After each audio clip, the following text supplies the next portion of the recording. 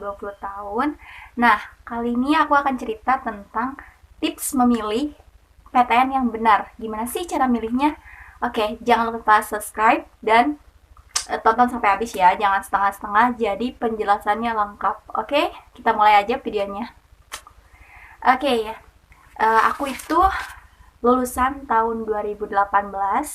Jadi aku lulus 2 tahun yang lalu. Pas pas lulus, pas keluar SMA, aku memutuskan untuk kuliah.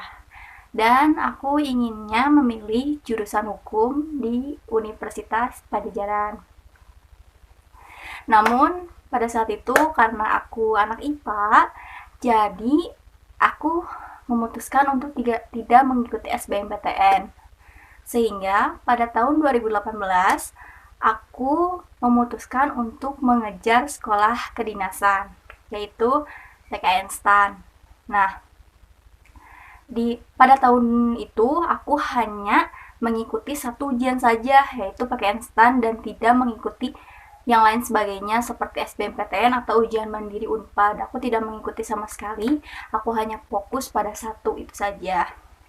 Pada akhirnya aku nggak lolos di PKN STAN. Sedih banget sih, tapi ya kayak gimana lagi, udah nggak lolos. Jadi aku gap year selama 1 tahun. Udah gap year itu, tahun berikutnya 2019, karena aku trauma, aku gagal di tahun kemarin, sehingga aku memutuskan untuk mengikuti 4 ujian dan 1 ujian jalur rapot gitu ya, sekaligus dalam 1 tahun. Ujian yang aku ikuti yaitu PKN STAN, SBMPTN, jurusan Soshum, jurusan hukum, terus Politeknik Kesehatan Bandung, sama Sekolah Tinggi Hukum Bandung. Nah, dalam 1 tahun itu aku mengikuti 4 ujian. Dan aku mengikuti ujian Poltekkes Bandung melalui jalur rapot, yaitu Spenmaru 2019. Ceritanya, setelah aku daftar-daftar di semuanya, aku mengikuti, dan hasilnya pada PKN STAN 2019 aku nggak lolos lagi dan aku kecewa, tapi untungnya aku sekarang punya cadangan. Nah, hasil SBMPTN aku yaitu sebesar 511. Di situ aku mulai daftar ke Universitas Unpad dan UI gitu, atau UIN, aku lupa lagi. Pokoknya aku daftar kedua universitas ternama, dan itu dengan nilai aku yang rata-rata gitu ya, yang nggak tinggi gitu ya. Jadi aku tuh pede aja gitu, pede. Padahal nilai aku nggak tinggi kayak orang lain mah 600, aku cuman ya 511, bayangin ya, pede banget. Aku tuh di situ ngikutin keinginan aku, nggak mau tahu, pokoknya kalau nggak Unpad aku nggak mau kuliah, aku kalau nggak Unpad aku nggak mau ke yang lain gitu. Nah, karena aku mengikuti keinginan aku dan aku tidak menghitung peluang besarnya di mana, sehingga aku ya udah, jadi aku tidak lolos di SBMPTN 2019. Jadi buat adik-adikku, kalian harus melihat peluang, jangan mengikuti keinginan kalian. Lihatlah peluang yang besar di mana. Oke, di situ akhirnya aku PKN STAN tidak keterima, SBMPTN tidak keterima, ujian rapot Poltekkes Bandung tidak keterima, tapi alhamdulillahnya aku keterima di ujian tulis Poltekkes Bandung, dan di swastanya aku keterima di Sekolah Tinggi Hukum Bandung. Nah, di antara dua itu aku memutuskan untuk berkuliah di Politeknik Kesehatan Bandung jurusan farmasi, dan sekarang aku masih semester 1 akhir gitu ya, mau ke semester 2 bulan nanti. Jadi ya aku enjoy aja lah, jalanin aja dengan kuliah aku sekarang. Nah, buat adik-adikku, semoga kalian masih bercermin gitu dari pengalaman aku. Nih, aku kasih tips ya buat kalian yang mau ikutan SBMPTN tahun ini. Aku kasih tips, apalagi SBMPTN itu tahun ini tuh enak banget. Cuman ujiannya TPS sama dikasih 3 pilihan jurusan. Oke, jadi kalian jangan menyia-nyiakan kesempatan ini. Pokoknya please banget kalian jangan menyia-nyiakan dan jangan gengsi gitu ya. Oke, aku akan ngasih tahu tips apa saja yang harus dilakuin dan jangan dilakuin ketika kalian ingin SBMPTN kalian lancar. Oke, kita mulai ke tips yang pertama. Tips yang pertama yaitu kalian harus disiplin belajar dan berkualitas. Please banget.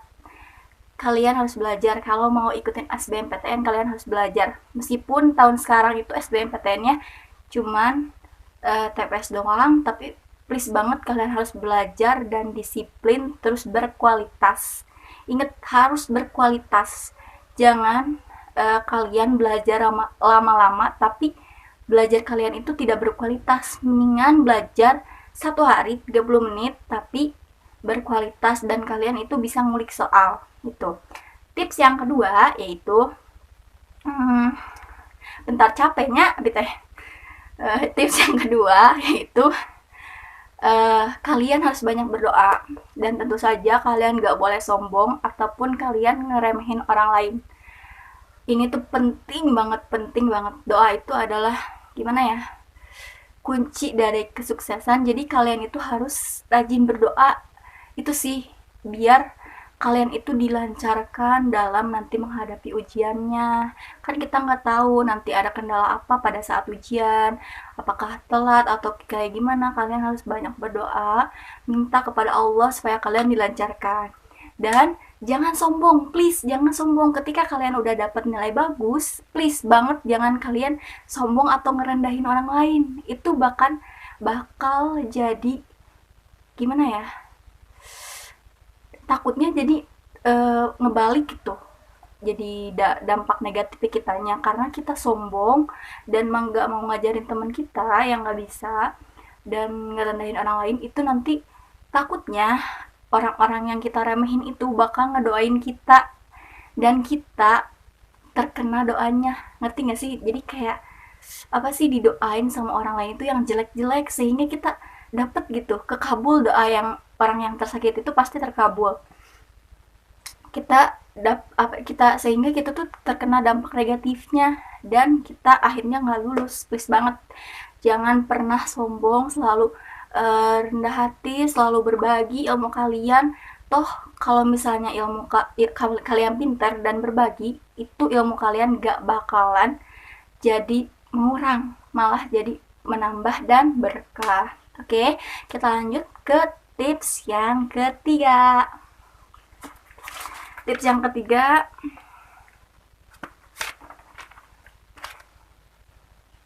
oke, kita lanjut ke tips yang ketiga.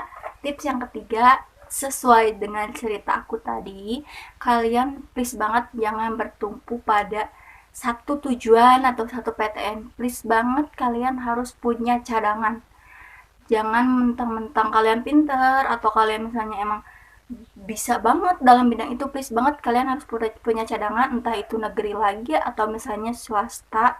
Please banget, karena aku nggak mau kayak kalian ngerasain gagal banget kayak aku nggak mau kayak kalian salah langkah gitu.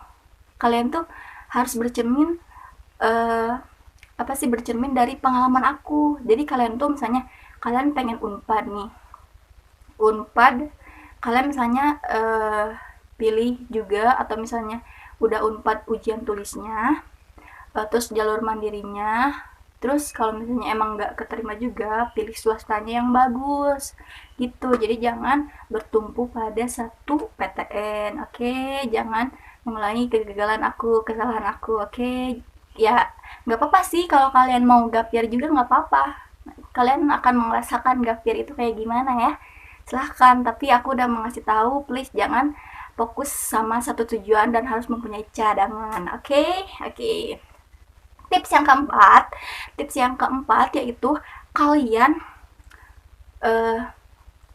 memilih harus berpikir logis, ngerti nggak sih?